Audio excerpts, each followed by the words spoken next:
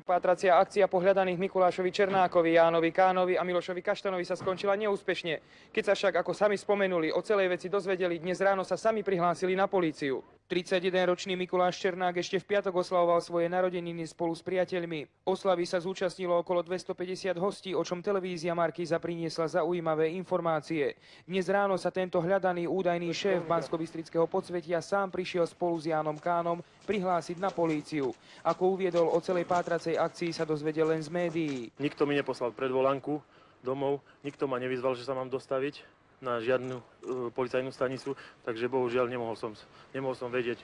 Až z novín a z tlače som sa dozvedel, že sme hľadané osoby a že sme ozbrojení. Vidíte, že sme neozbrojení. Sme tu sami.